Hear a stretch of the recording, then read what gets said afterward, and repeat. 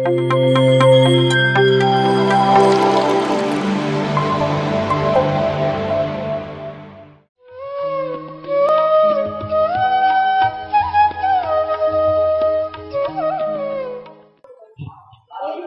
ನಮಸ್ಕಾರ.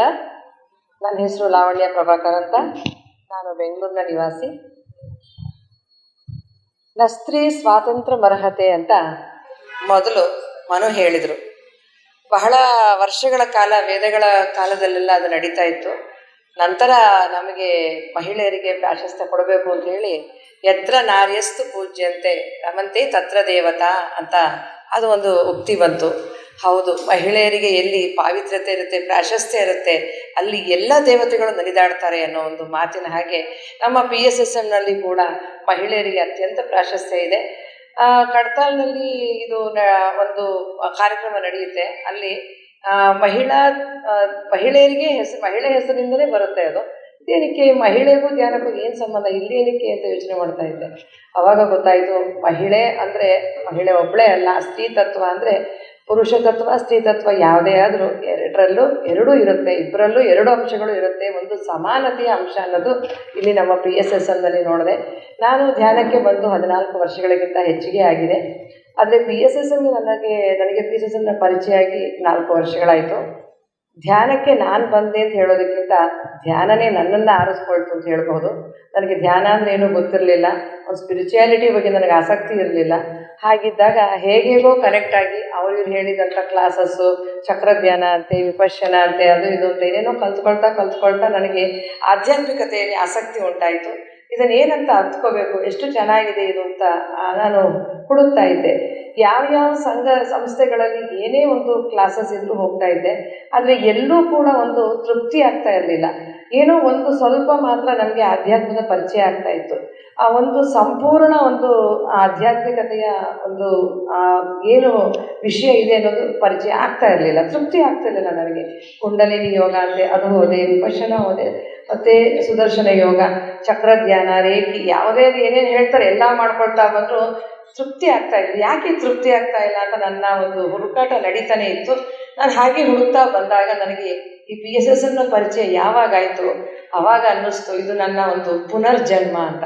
ಯಾಕಂದರೆ ಇಲ್ಲಿ ನಾನು ಏನು ಹುಡುಕ್ತಾ ಇದ್ದೆ, ಒಂದು ಆಧ್ಯಾತ್ಮಿಕತೆಯ ಸಂಪೂರ್ಣವಾದಂಥ ಸಿಲೆಬಸ್ ಇಲ್ಲಿ ಸಿಕ್ತು ನನಗೆ. ಇಲ್ಲಿದೆ. ನಾನು ಸಾಧನೆ ಮಾಡಬೇಕು ಅಂತಂದರೆ, ನನ್ನನ್ನು ನಾನು ಅರಿಬೇಕು ಅಂತಂದರೆ ಇಲ್ಲಿ ಮಾತ್ರ ಸಾಧ್ಯ ಅನ್ನೋದು ನನಗೆ ಗೊತ್ತಾಯಿತು. ಆ ಒಂದು ದಾರಿಯಲ್ಲಿ ಸಾಗ್ತಾ ಇದ್ದೀನಿ. ಅದಕ್ಕೆ ಇಲ್ಲಿ ಬಹಳ ಒಂದು ದೊಡ್ಡದಾದಂಥ ವೇದಿಕೆ ಇದೆ. ಎಲ್ಲರೂ ಬನ್ನಿ, ಧ್ಯಾನ ಮಾಡಿ. Thank you. ಎಲ್ಲ ಆತ್ಮಬಂಧುಗಳಿಗೂ ನನ್ನ ಆತ್ಮಪೂರ್ವದ ನಮಸ್ಕಾರಗಳು.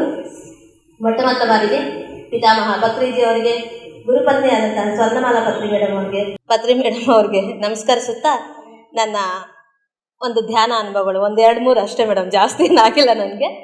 ನಾನು 2022 ಫೆಬ್ರವರಿ 4ನೇ ತಾರೀಕು ಧ್ಯಾನಕ್ಕೆ ಬಂದೆ. ಧ್ಯಾನ ಹಿಂಗೆ ಯೂಟ್ಯೂಬ್ ನೋಡ್ತಾ ಇದ್ದರೆ ಅದೇನೋ ಧ್ಯಾನ ಅಂತ ಸಿಕ್ತು. ಅದೇನು ಧ್ಯಾನ ಅಂದರೆ ಅಂತ ಯೂಟ್ಯೂಬ್ ನೋಡಿದಾಗ ಅದರಲ್ಲಿ ಶ್ವಾಸದ ಮೇಲೆ ಗಮನ ಅಂತ ಬಂತು, ಉಸಿರಾಟದ ಕಡೆ ಗಮನ ಕೊಡಿ ಅಂತ.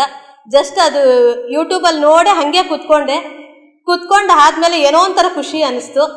ಅದು ಸುಮಾರು ಒಂದು 8 ದಿನ ಮಾಡ್ತಾ 5 ನಿಮಿಷ 10 ನಿಮಿಷ ಮಾಡ್ತಾ ಒಂದು ದಿವಸ ಶುಕ್ರವಾರದ ದಿನ ಮನೇಲಿ 5 ಗಂಟೆಗೆ ಭಕ್ತಿ ಮಾರ್ಗ ಜಾಸ್ತಿ, ಹರೇ ರಾಮ ಹರೇ ಕೃಷ್ಣ ತುಂಬ ಜಪ ಮಾಡ್ತಾ ಇದ್ದೆ ನಾನು.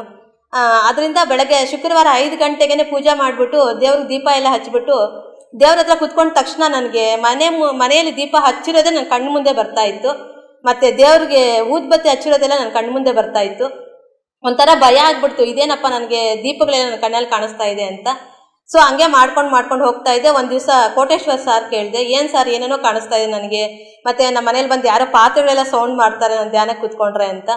ಅವೆಲ್ಲ ಏನಿಲ್ಲಮ್ಮ, ನೀನು ಸುಮ್ಮನೆ ಮಾಡು, ಅದೆಲ್ಲ ಅನುಭವ ಅಷ್ಟೇ ಅಂತ. ನಂಗೆ ತುಂಬ ಭಯ ಇತ್ತು. ಸೊ ಧ್ಯಾನಕ್ಕೆ ಬಂದಮೇಲೆ ಭಯ ಎಲ್ಲ ಹೋಯಿತು.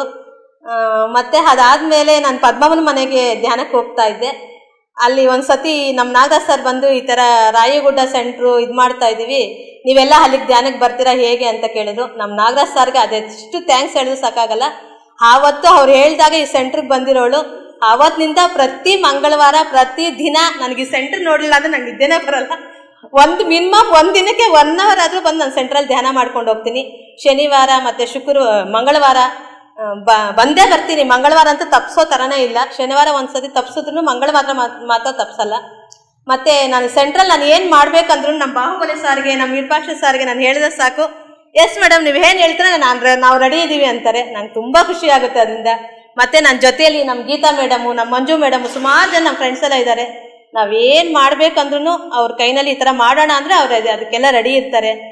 ಮತ್ತು ಈ ಸೆಂಟ್ರು ನನಗೆ ನಮ್ಮ ನಾಗರಾಜ್ ಸರ್ ಇದು ಮಾಡಿಕೊಟ್ಟಿದ್ದು, ಅವ್ರಿಗೆ ಎಷ್ಟು ಥ್ಯಾಂಕ್ಸ್ ಹೇಳಿದ್ರು ಸಾಕಾಗಲ್ಲ. Thank you so much.